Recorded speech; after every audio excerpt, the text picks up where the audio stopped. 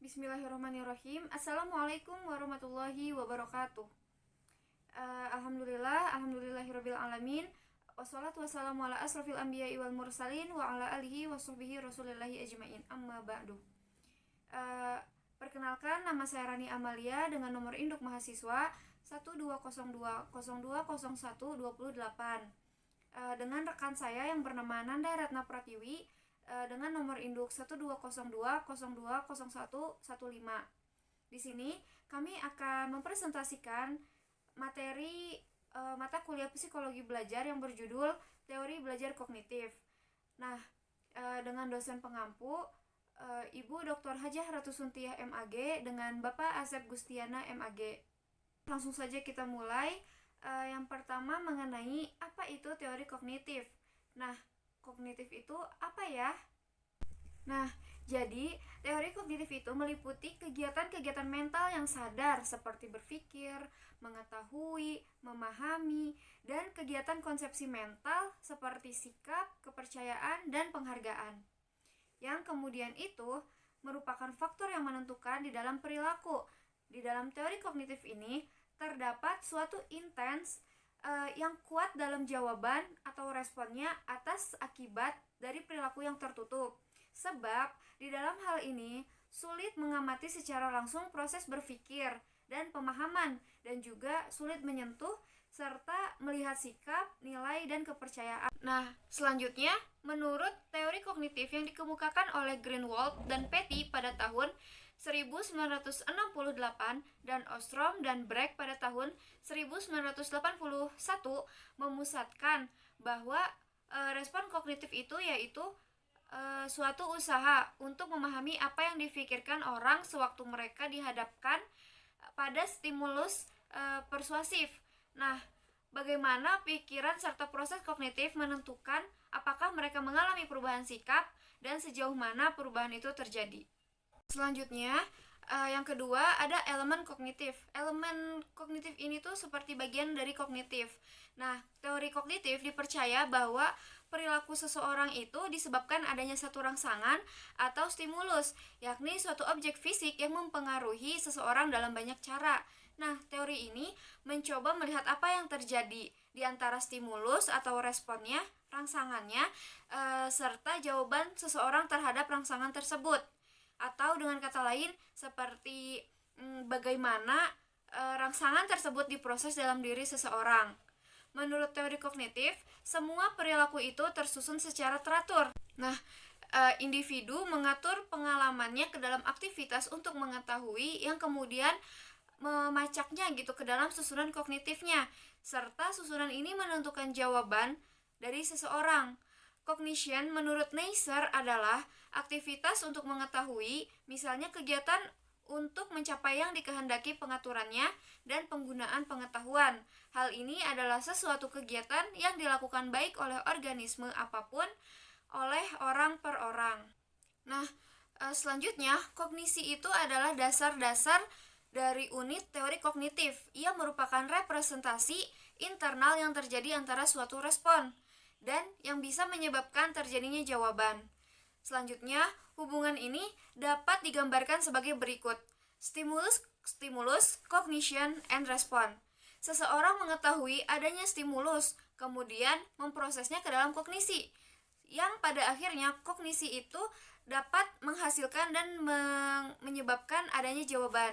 Baiklah, selanjutnya ke poin ketiga, yaitu struktur kognitif. Menurut teori kognitif, aktivitas mengetahui dan memahami sesuatu itu tidaklah berdiri sendiri. Aktivitas ini selalu dihubungkan dengan rencana disempurnakan oleh kognisi yang lain dan dibantu, tidak bisa berdiri sendiri. Nah, proses penjalinan dan tata hubungan di antara kognisi-kognisi membangun suatu struktur dan sistem. Selanjutnya, struktur dan sistem ini dinamakan struktur kognitif. Sifat yang pasti dari sistem kognitif ini tergantung akan karakteristik dan stimulus rangsangannya yang diproses ke dalam kognisi. Dan yang kedua, pengalaman dari masing-masing individu. Nah, mungkin hanya itu yang dapat saya sampaikan mengenai teori kognitif, pengertian teori kognitif, serta elemen kognitif dan struktur kognitif. Selanjutnya, pembahasan selanjutnya akan dibawakan oleh rekan saya, Nanda Ratna Pratiwi. Baik, selanjutnya di sini saya akan menjelaskan mengenai fungsi dari teori kognitif. Adapun fungsi dari teori kognitif ini yang pertama adalah memberikan pengertian pada kognitif baru. Menurut teori kognitif, pengertian terjadi jika suatu kognitif baru dihubungkan dengan sistem kognitif yang telah ada.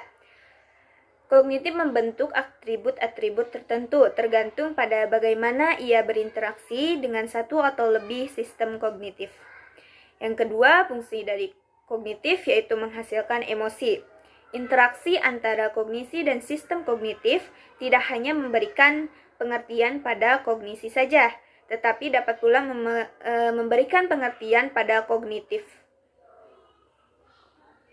Dan konsekuensi-konsekuensi yang berupa perasaan, senang dan tidak senang, baik dan buruk, juga lain sebagainya. Yang ketiga, fungsi dari kognisi yaitu membentuk sikap menurut teori kognitif. Jika suatu sistem kognitif dari sesuatu memerlukan komponen-komponen yang mengandung efektif emosi, maka sikap untuk mencapai suatu tujuan atau objek itu telah terbentuk. Bersatunya sistem kognitif dan komponen afektif menghasilkan tendensi atau perilaku untuk mencapai suatu objek. Sikap seseorang itu mempunyai pengetahuan atau kognitif, afektif atau emosi, dan tindakan atau tendensi perilaku. Yang keempat, fungsi dari teori kognitif ini yaitu memberikan motivasi terhadap konsekuensi perilaku relevansi teori belajar kognitif untuk menganalisa dan memahami perilaku manusia yang mudah diamati adalah terletak pada motivasi dari perilaku seseorang. Hal ini disebabkan karena yang pertama, perilaku tidak hanya terdiri dari tindakan-tindakan yang terbuka saja, melainkan juga termasuk faktor-faktor internal seperti berpikir, emosi, persepsi, dan kebutuhan. Kedua, perilaku itu dihasilkan oleh ketidakselarasan yang timbul dalam struktur kognitif. Salah satu teori menjelaskan tentang teori belajar kognitif adalah teori Gestalt. Teori Gestalt memandang belajar sebagai proses pemahaman atau insight, yang berbeda dengan teori behaviorisme yang memandang belajar sebagai proses trial dan error. Selanjutnya ada implementasi dari teori belajar kognitif. Dalam proses belajar mengajar diperlukan cara yang tepat untuk mendapatkan hasil belajar yang maksimal. Berikut adalah aplikasi teori belajar kognitif menurut teori Gestalt dalam proses pembelajaran. Yang pertama ada pengalaman tilikan atau insight. Tilikan bisa disebut juga pemahaman mengamati. Dalam proses belajar, hendaknya peserta didik memiliki kemampuan tilikan yaitu mengenal keterkaitan unsur-unsur suatu objek atau peristiwa. Yang kedua, pembelajaran yang bermakna.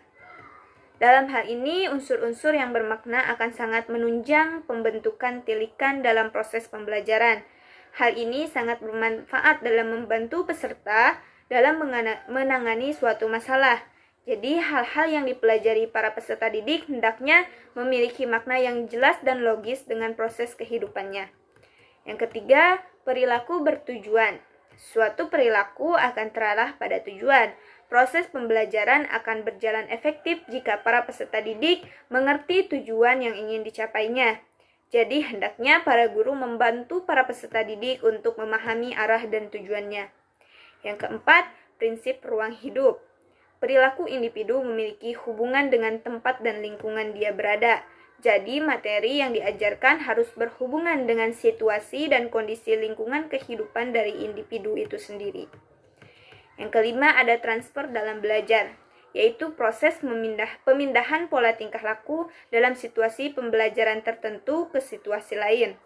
Transfer belajar terjadi dengan jalan melepaskan pengertian objek dari satu konfigurasi ke konfigurasi lain dalam tata susunan yang tepat.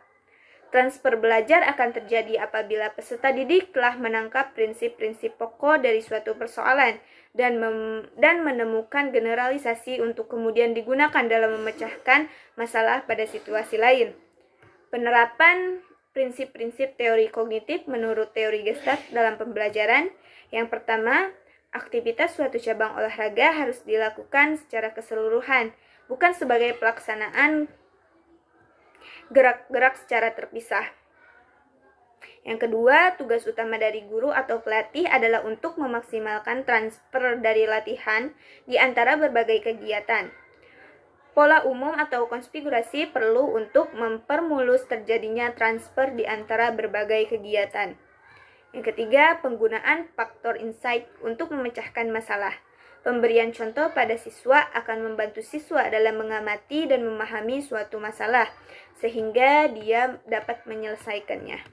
Yang keempat, pemahaman tentang hubungan antara bagian-bagian dengan suatu keseluruhan yang penting bagi peragaan keterampilan yang efektif. Jadi peserta didik harus mampu memahami tiap-tiap bagian dan keterkaitannya secara keseluruhan. Salah satu kelemahan dalam proses pengajaran adalah soal kegagalan guru dalam menyampaikan informasi yang menuntut peserta didik memperoleh pemahaman yang mendalam tentang kaitan antara bagian-bagian di dalam konteks keseluruhan. Selanjutnya, kesimpulan dari semua yang telah kami sampaikan yaitu teori belajar kognitif adalah teori belajar yang lebih mengutamakan proses pembelajarannya dibandingkan dengan hasil yang dicapai. Teori belajar kognitif adalah teori belajar yang paling banyak digunakan di Indonesia. Teori ini merupakan kritik dari teori-teori yang telah ada sebelumnya, seperti teori behavioristik. Para tokoh kognitivisme kurang setuju bahwa belajar hanya proses antara stimulus dan respon yang tersusun secara mekanistik. Yang terpenting di dalam teori kognitif adalah insight atau pemahaman terhadap situasi yang ada di lingkungan, sehingga individu mampu memecahkan permasalahan yang dihadapinya dan juga bagaimana individu itu berpikir. Mungkin itu saja yang dapat kami sampaikan dari kelompok 5. Kurang lebihnya kami mohon maaf. Akhir kata, wassalamualaikum warahmatullahi wabarakatuh.